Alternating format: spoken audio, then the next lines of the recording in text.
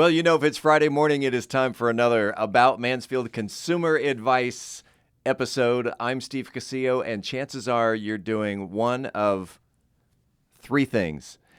You're either watching live on Facebook right now, you're watching the video either on YouTube or LinkedIn, or you are listening to the podcast on your favorite podcast platform. Whatever it may be, thank you for being here today. As always on Fridays, we go right over my left shoulder and bring in Phillip Washington Jr. Say hello to the audience. How's it going, audience?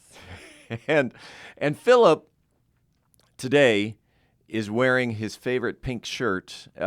Describe why you're wearing a Pepe Le Pew shirt. So in my household, that is my nickname because for the last 14 years, I have smothered my wife with all kind of loving notes and affection and just love from the beginning, and she just calls me her little Pepe Le Pew. Oh, that is awesome. Thank you. Phillip, Pepe Le Pew. Now today's topic is the big money is in the waiting, and I know that there's big money in me waiting for you to wear your Phil Ossifer T-shirt.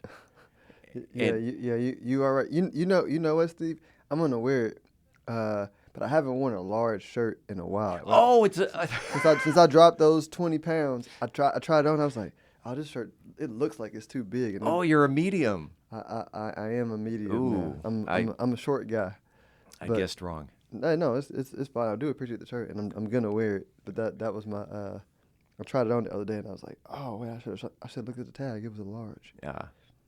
But hey, it's appreciated. It's the thought that counts. It's the thought, and it was a great thought. All right, so listening to your podcast earlier this morning, and again, it's called Wealth Building Made Simple. You can look it up on your favorite podcast platform. Wealth Building Made Simple. Your topic today, which we do every week, we take your topic of the day and we incorporate that into our 10-minute nugget of information. And today's topic was the big money is in the waiting, and I don't know what that means. So the microphone is yours. What does the big money is in the waiting mean? So it's a play off the Charlie Munger famous quote where he says, "The big money is not in the buying and selling, but in the waiting." And all that means is if you want to make a lot of money, go for the long-term big themes, not the short themes, right? Because when you invest, you can try to invest on a theme for the day or theme for the week or theme for the year or theme for 5 years. And the further you're out, the easier it is to be accurate because less people are playing that game. Most people like to play short-term games. But the big money is made in the waiting because big money is made in scarcity. And since a lot of investors are impatient, if you are patient, and a lot of investors can only see the future based on the past. And the long-term themes are the future reimagined. And so if you can allow your mind to be open and to get insight into that and then be patient, it's a whole lot of money you can make playing that game. The example that you just gave kind of reminded me of baseball. Baseball is my sport. All right. So the big money is all right. The short term money is hitting home runs. I'm looking for 2 really quick runs, and I'm going to get up there and I'm just going to put the ball over the fence, and that's it. The long term is the 9 innings of just chipping away. Here's a single here. Here's a single here. We'll score a run this inning. We'll score maybe 2 runs the next inning. We'll score a run the next inning. In the long term, you're scoring 8 or 9 runs throughout the game versus the big hit, which may only be 1 inning where you've got the home run of I don't know, maybe 2, 3, 4 runs. And so keep chipping away. Shiny things. People like shiny things. Yeah, and when someone hits a home run, they blow off fireworks, and it's a shiny thing. It's a shiny thing, yep. And so you gave an example of Apple on your podcast, which I really think was cool. That the market cap and if you have that, I'd love for you to share that with my audience. Absolutely. So Apple was an example of finding a big theme in the past and understanding how it unfolds and the money to be made. So Apple is a great experience. It's beautiful. It's simple. When Steve Jobs recreated the Apple company close to about 20 years ago with the iPods and then came smartphones and iPads and new MacBooks, right? He built it with the theme in mind of like the new world that he saw coming, and the new world was a world of everybody doing commerce on the internet. That was the new world emerging, and so Steve Jobs' mind was, hey, how do we be the infrastructure for the new world being built? And so from that vision came what I just mentioned, the iPod, the iPhone, the iPad, the new MacBook experience. And then on top of that, you had all the new commerce world that we live on today with the Zoom apps and the Airbnb and the Uber. All that was built on top of the infrastructure of iOS Apple system. And so with that, that's a big thing that he captured. And you look at the financial results of it, because you go back and you look at what was the value of Apple as a company, 20 years ago when Steve Jobs was beginning to lay out, products and services for this dream, for the big, for the big money. Apple was worth $5 billion with the B, $5 billion. Right.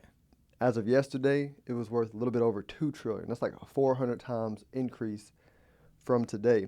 From a rate of return perspective, right, that's something like a 38% annualized rate of return over that period of time, which is phenomenal. And that's not even counting if you also made bets on the companies that built on top of the iOS system, which is the majority of the market cap of companies in the world today, market cap being value of the companies in the world today.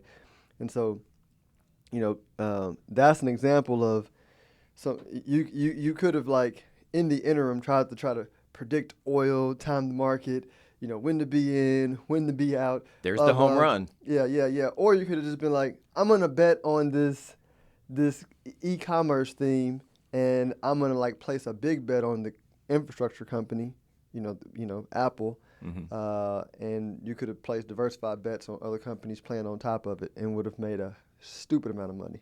Good to do a little side note here. The story, since you mentioned Apple and hitting home runs, if there was an article I think it was in the New York Times just a few days ago on the anniversary of the iPod, and the article was, if you had, instead of purchasing an original iPod, which was only like $300-400.